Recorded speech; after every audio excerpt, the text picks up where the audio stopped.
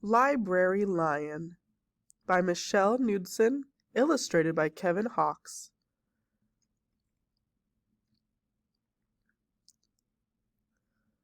Library Lion by Michelle Knudsen, illustrated by Kevin Hawkes. One day, a lion came to the library. He walked right past the circulation desk and up into the stacks. Mr. McBee ran down the hall to the head librarian's office.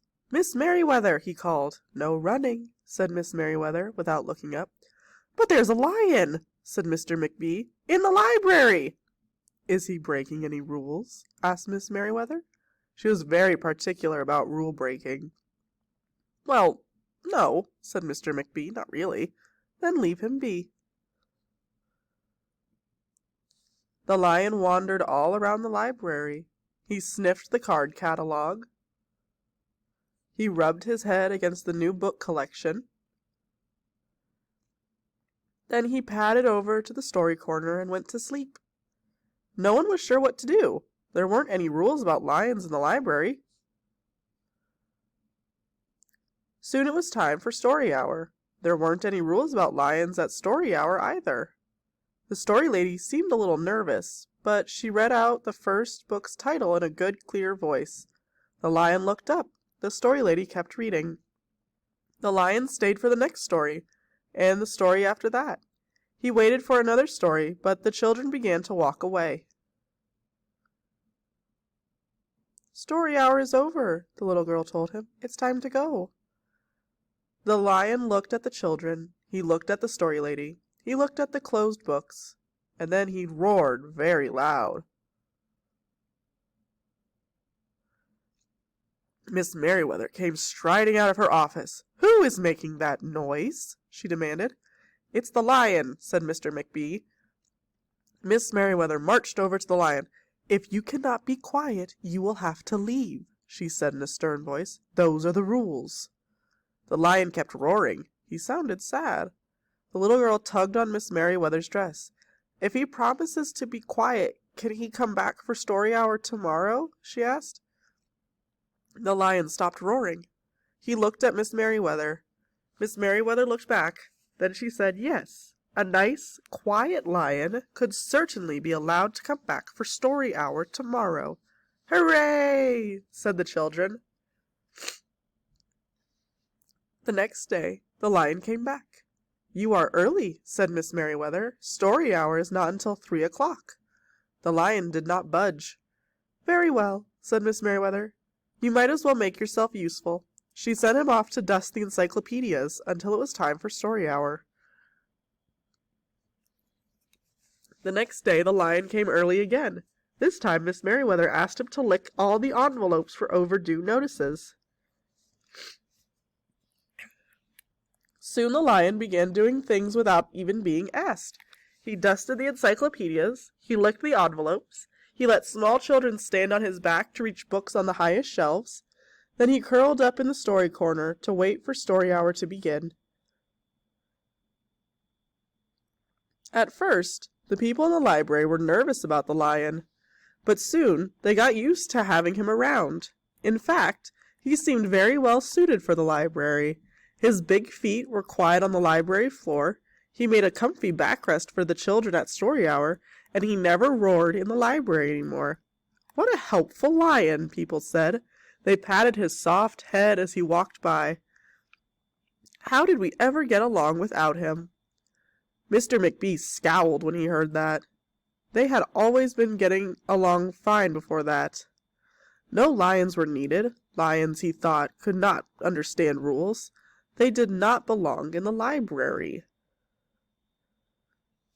One day, after he had dusted all the encyclopedias and licked all the envelopes and helped all the small children, the lion padded down the hall to Miss Merryweather's office to see what else there was to do. There was still some time left before story hour.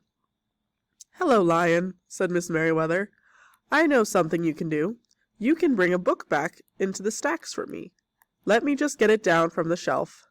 Miss Merryweather stepped up onto the step stool. The book was just out of reach.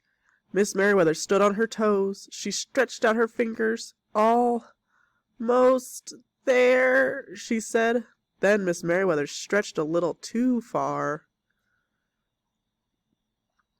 "Ouch," said Miss Merryweather softly. She did not get up. "Mr. McBee!" she called after a minute. "Mr. McBee!" But Mr. McBee was at the circulation desk. He could not hear her calling. "Lion," said Miss Merryweather, "please go and get Mr. McBee." The lion ran down the hall. "No running," Miss Merryweather called after him. The lion put his big front paws on the circulation desk and looked at Mr. McBee. "Go away, Lion," said Mr. McBee. "I'm busy." The lion whined. He pointed his nose down the hall toward Miss Merryweather's office. Mr. McBee ignored him. Finally, the lion did the only thing he could think of to do. He looked Mr. McBee right in the eye, then he opened his mouth very wide, and he roared the loudest roar he had ever roared in his life. Mr. McBee gasped. "You're not being quiet," he said to the lion. "You're breaking the rules." Mr. McBee walked down the hall as fast as he could. The lion did not follow him. He had broken the rules. He knew what that meant. He hung his head and walked toward the doors. Mr. McBee did not notice. "Miss Merryweather!" he called as he walked. "Miss Merryweather, the lion broke the rules! The lion broke the rules!" He burst into Miss Merryweather's office. She was not in her chair. "Miss Merryweather?" he asked. "Sometimes," said Miss Merryweather from the floor behind her desk, "there is a good reason to break the rules, even in the library. Now please go call a doctor. I think I've broken my arm." Mr. McBee ran to call a doctor. "No running," Miss Merryweather called after him. The next day, things were back to normal. Almost. Miss Merryweather's left arm was in a cast. The doctor had told her not to work too hard. "I will have my lion help me," Miss Merryweather thought. But the lion did not come to the library that morning. At 3 o'clock, Miss Merryweather walked over to the story corner. The storylater was just beginning the story for her children. The lion was not there.